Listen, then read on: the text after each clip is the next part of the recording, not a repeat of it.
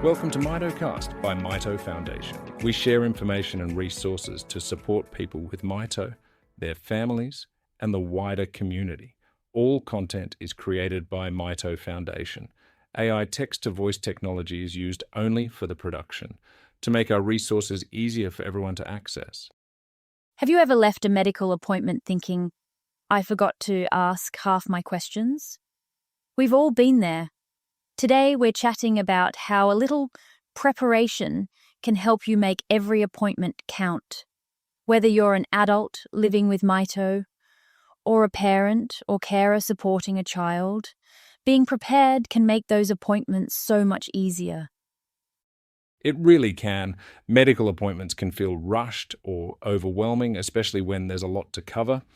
But with a little planning, you can walk in feeling confident and ready to make the most of your time with your health professional. Exactly. And that planning isn't just about writing down questions. It's about setting yourself up so you don't have to rely on memory in the moment. Let's start with what you can do before the appointment even begins. Start by pulling together your health information.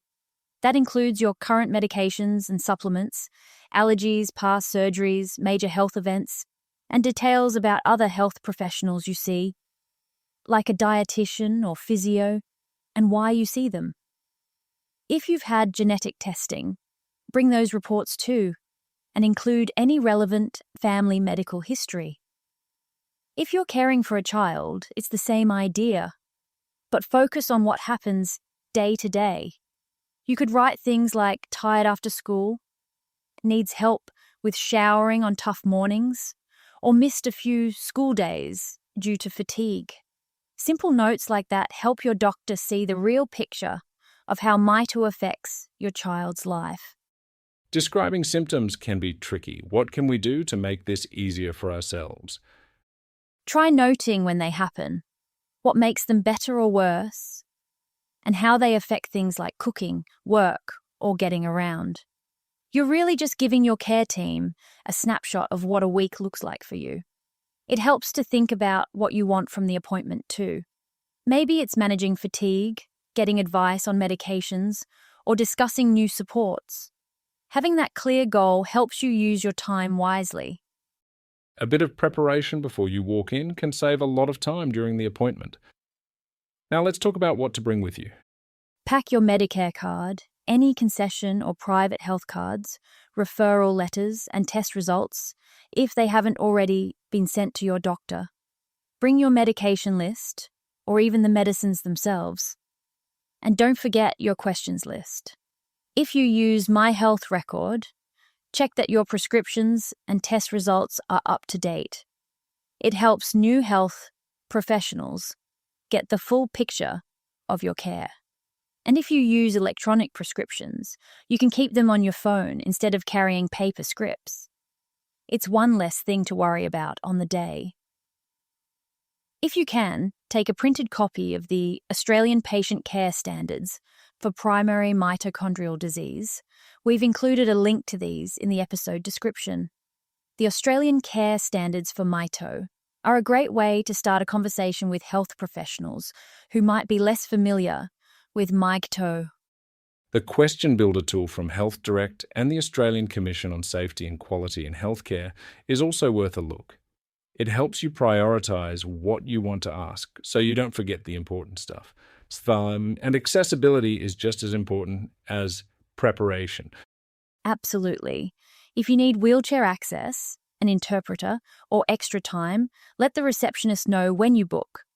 And if you need a form filled out, maybe an NDIS letter, mention that too so they can plan for it. When you're in the room, start by setting the focus. You might say something like, I've got a few things I'd like to cover today, or my goal is to manage afternoon fatigue. That helps your doctor understand what's most important to you right now. It's important to be honest about your symptoms and how they're affecting your daily life. Also remember, if something isn't clear, ask for it in plain English. It's absolutely fine to say, "Can we go over that again?" Or, "Could you explain that in another way?" You also have the right to make informed decisions about your care. That means understanding what's being suggested, asking about the pros and cons, and deciding what feels right for you. If you're not sure, you can ask for more time or even a second opinion. And that's completely okay. Most health professionals understand that it's part of good care. Some people like to take notes and others prefer to record the conversation. Both are fine. If you want to record, just ask everyone's permission first.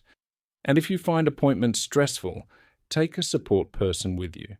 They can help you remember details or just be there for reassurance. Many people with mito also see specialists, neurologists, geneticists, pediatricians, or metabolic physicians, and sometimes others like endocrinologists or ophthalmologists. That's right. You can ask your specialist for a diagnosis letter and a management plan for you and your GP. If you're at higher risk of sudden illness, ask for an emergency plan, like a wallet card or letter, and make sure a medical alert is added to your hospital record. If you live in a regional area, your specialist can contact your local health service to make sure that alert is on your local file too. The Better Health Channel, from the Victorian Government, has clear advice about seeing specialists. They explain how referrals work, what to ask about costs, and what bulk billing or payment options might be available. And if you have to travel a long way, ask about your state's patient-assisted travel scheme. It may help with travel or accommodation costs. If you live in a rural or remote area, telehealth can also make appointments easier to access. You can often have your specialist appointment from home, and family or carers can join too. Many hospitals offer low-cost accommodation for families travelling for care, and services like MediStays or Ronald McDonald House can help you find nearby options. We know that travelling for care can take a lot of energy, so using these supports can really help lighten the load. Let's talk briefly about medicines because that's something people often worry about. People with mito can react differently to some medicines, so it's important to always talk to your doctor or pharmacist before changing anything. International Mito Patients, or IMP, has lists of medicines that are considered safe and others that should be used with caution or avoided. For example, valproic acid, also called sodium valproate, shouldn't be used if someone has changes in the POLG gene or until that's ruled out. For people with LEBA, hereditary optic neuropathy, or LON, the LON Collective has a list of medicines to use carefully. These lists were developed by an international group of doctors, pharmacists, and scientists, and they're reviewed regularly to reflect the latest evidence. You can print the list to share with your care team. But always follow your doctor's advice first. Side effects can happen to anyone, not just people with mito. Before you leave your appointment, ask what happens next. Check who to call for test results and when they will be ready. Book any referrals before you go and make sure you understand how to take any new medicines. If you forget later, your pharmacist can help clarify and even confirm with your doctor. It's also worth touching base with your GP after the appointment. They can update your management plan and help coordinate next steps. One person once told us something that really stayed with me. They said after their diagnosis, the only words they remembered were, "You have mito." Everything else just blurred. Before their next appointment, they made a short list of questions, and it completely changed how they felt. More prepared, calmer, and more in control. Advocacy plays a big part in that. Being your own advocate, or your child's advocate, means speaking up for what matters to you. It's about making sure your voice is heard, your needs are understood, and your care reflects your goals. If something doesn't feel right or you're not being listened to, it's okay to say so or even look for another health professional who's a better fit. It's about feeling confident to speak up for what matters to you. It's about preparation, confidence, and having the right support. If you ever need help, Support is available through the Mito Foundation helpline on 1300977180 or online at mito.org.au/helpline. So to wrap up, before your appointment, gather your health info, map out your symptoms, set your goals, and write down your questions. During your appointment, be clear about what matters, ask questions, and take notes.